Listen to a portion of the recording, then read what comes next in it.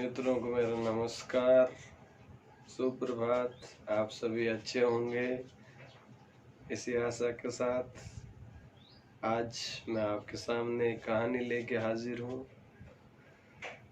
एक बार एक गुरु और शिष्य होते हैं, और जैसा कि भी प्राचीन समय में जो है गुरु क्या करते थे, एक स्थान पर कभी भी स्थायी निवास नहीं करते थे। उनका काम जो है एक गांव से दूसरे गांव जाना, लोगों को भलाई के प्रवचन देना और आगे बढ़ जाना। आज की तरह ये नहीं है कि भाई एक जगह मठ बना लिया या धाम बना लिया और वहीं स्थायी रूप से रह गए। ऐसा सिस्टम जो है प्राचीन समय में नहीं था। तो एक गुरु और एक शिष्य जो है वो जा रहे थे, और रास्ते में जो है निकलते समय एक गांव आया, और एक गांव में जो है वो दिन के समय पहुंचे। उनको भूख लगी थी, तो सोचा कि भाई यहाँ किसी से कुछ मांग के या खरीद कर अपन जो है कुछ सामान ले लेंगे और फिर अपना भोजन की व्यवस्था करेंगे और फिर आगे बढ़ेंगे। लेकिन जैसे ही गांव में पहुंचे तो उन्होंने देखा गांव में तो बिल्कुल सन्नाटा है। दिन का समय है लेकिन सारे घर बंद, दुकानें बंद, मार्केट बंद, एक भी लोगों का इधर उधर आवाजावी नहीं है। उन्होंने कहा ये कैसे हो सकता है, अजीब सा गांव है, इतना वीरान भी नहीं लग रहा, कपड़े भी सूख रहे हैं, सारी चीजें हैं, घर में दिख रहे हैं, लोग रह रहे हैं, ऐसी साफ सफाई भी है, हो क्या रहा है। उनका कुछ समय के लिए रुक के देखते हैं, हो सकता है कुछ कारण हुआ हो। तो वो वहीं एक पेड़ के नीचे बैठ गए और विश्राम करने लगे। जैसे ही सूर्यास्त हुआ, सारी चीजें, सब लोग बाहर निकलने लगे, मार्केट खुलने लगा और सब लोग अपनी अपनी एक्टिविटीज करने लगे। गुरुजी को कुछ समझ में नहीं आया, फिर भी वो देखते रहे। दुकानें खुली तो वो जो है जाके एक दुकान वाले के पास गए और उन्होंने पूछा कि भाई कुछ सामान दे दे। तो भाव पूछा, गुड़ का भी वही भाव, बादाम का भी वही भाव, खल का भी वही भाव, सारी चीजें जो है एक ही भाव में बेच रहा था। टक्के शेर भाजी और टक्के शेर खाजा वाली बात थी, अंधेर नगरी चौपट राजा की तरह। तो अब जो है उसको बड़ा, गुरुजी को बड़ा अजीब फील हुआ, और उन्होंने कहा, अपने शिष्य से कहा कि भाई ये गांव अपने रहने योग्य नहीं है, जितना जल्दी हो सके यहाँ से दूर चलने की प्रबंध करो, तैयारी रखो। लेकिन शिष्य जो है वो खाने का बड़ा शौकीन था, और उसको तो ये चीज भागे ही, बेदाम और बादाम, गुड़ और सारी चीजें एक ही भाव है, तो मैं तो इनको खाऊंगा और यहीं रहूंगा। गुरुजी आपको जाना है तो जाओ, मुझे माफ करना, लेकिन मैं आपके साथ नहीं चलूंगा।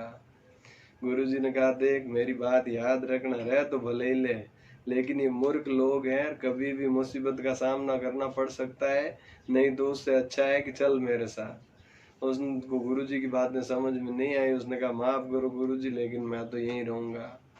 ठीक है, गुरुजी ने कहा, अगर तेरी यही जिद है तो रुक जा, मैं तो यहाँ नहीं रहने वाला।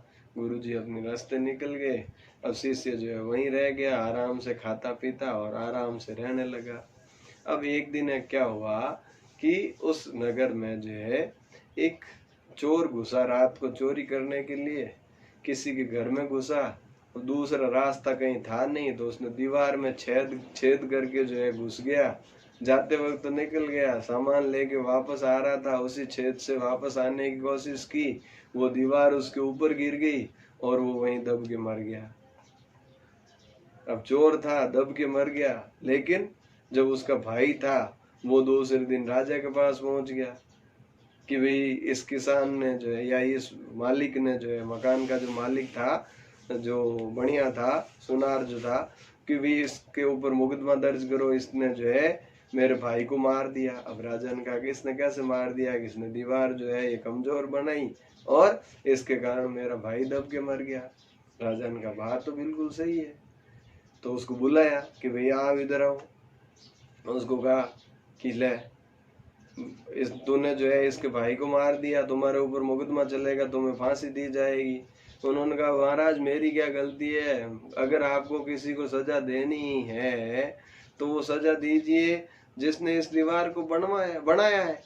मैंने तो जो है कोई कमी रखी नहीं, कारीगर को सजा दो। अब बुलाया कारीगर को कि भाई तूने कमजोर दीवार बनाई और ये दीवार इसके ऊपर गिर गई और इसके भाई की मृत्यु हो गई, इसके बदले में तुम्हें फांसी की सजा दी जाएगी। उसने कहा महाराज इसमें मेरी कोई गलती नहीं है, इसमें मेरी गलती नहीं है। तो गलती किसकी है कि गलती जो है, मैं यहाँ ये काम कर रहा था दीवार का, तभी एक लड़की जो है वो अपने पैरों में घुंघरू बांध कर बार बार इधर उधर आ रही थी जा रही थी, जिसके कारण मेरा ध्यान बार बार डाइवर्ट हो रहा था और मैं अच्छे से जो है इसको नहीं बनवा पाया, इसके कारण कमजोर रह गई होगी। तो उसने राजा ने कहा चलो बुलाओ उस लड़की को। अब लड़की भी एक युवती के रूप में परिवर्तित हो चुकी थी, काफी समय बीत चुका था।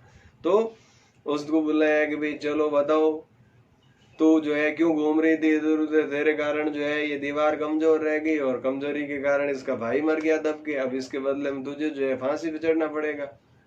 उसने कहा महाराज मेरी कोई गलती नहीं है, गलती है सोनी जी की। क्या इन्होंने जो है मेरे लिए कुछ गहने बनाने के लिए मैंने इनको दे रखे थे और इन्होंने यही कहा 5 मिनट बाद आना, 10 मिनट बाद आना, 1 घंटे बाद आना। तो मैं तो अपने उस काम से जा रही थी, तो इसमें मेरी कोई गलती नहीं है, गलती सोनी जी की है, सजा देनी है तो इनको दो। अब बुलाया सोनी जी को। अब सोनी जी तो काफी समय हो गया था, बूढ़े थे उस समय तक, चल बसे।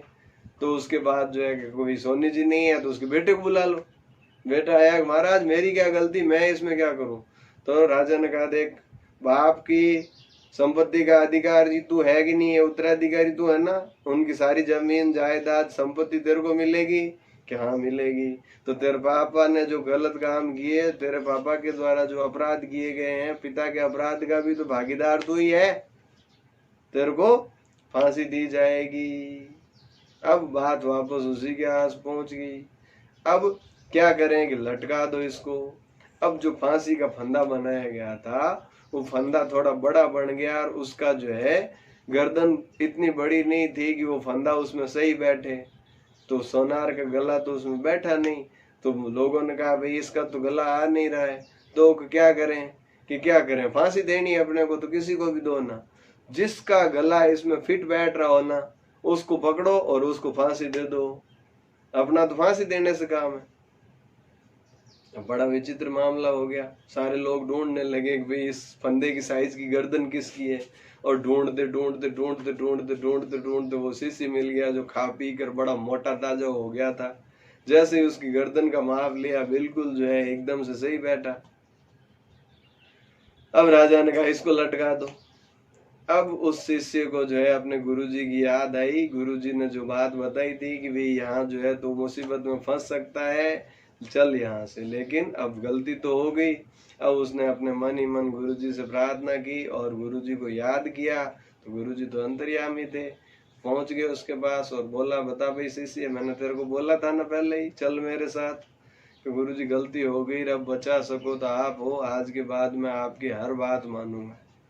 गुरुजी ने कहा भाई शिष्य है, पहली गलती है, माफ करते हैं चलो।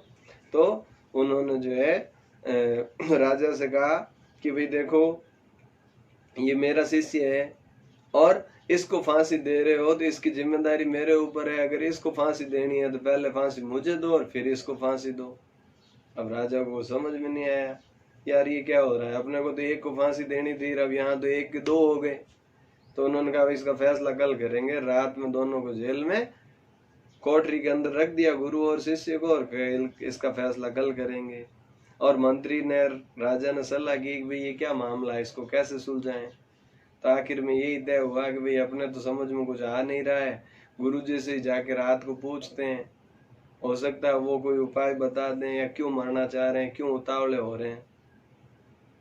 तो रात के समय जो है दोनों मंत्री और राजा दोनों गए गुरुजी के पास, चरण स्पर्श किए और उनसे पूछा कि भाई आप क्यों मरना चाहते हैं, क्यों उतावले हो रहे हो, जब फांसी तो इसको देनी है।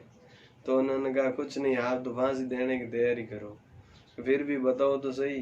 तो उन्होंने कहा अगर सुनना ही चाहते हो ना तो ये चीज जो है कि जो पहले फांसी से मरेगा ना, अगले जन्म में वो तो बनेगा राजा, और जो दूसरे बार चढ़ेगा और मरेगा वो बनेगा उसकी मंत्री। और हम तो जो है इस तरीके से घुमक्कड़ जीवन जी जी के परेशान हो गए हैं। अब हम भी ठाट बाट की जिंदगी जीना चाहते हैं, तो ये जन्म तो ऐसे तैसे निकल गया, अगला जन्म तो कम से कम सही तरीके से जिए, राजा बन के आराम से ऐसे आराम से जिएंगे। ठाट से क्या रखा है साधु के वेश में और इधर उधर घूमने में। ठीक है, अब मंत्री और राजा गए, सलाह की, देख मंत्री को बोला तेरे को अगले जन्म में भी मंत्री बनना है ना? कि हाँ बनना है। मेरे को भी राजा बनना है। तो क्या करना है? कि तू जाके जो है जो जल्लाद है उसको बोल दे कि रात को 4 बजे फांसी दी जाएगी, और जो भी पहले आए उसको पहले लटका देना और दूसरा आए उसको दूसरा लटका देना। अब रात के समय गुरुजी को और उनको तो जो है कोठरी से निकाल दिया, खुद उनके कपड़े पहन के बैठ गए। जैसे ही फांसी का समय हुआ 4 बजे, वो जो है राजा पहले गया, जल्लाद को क्या पता, जो भी आया उसको लटका दिया। फिर जो है दूसरा गया, मंत्री गया, उसको भी लटका दिया।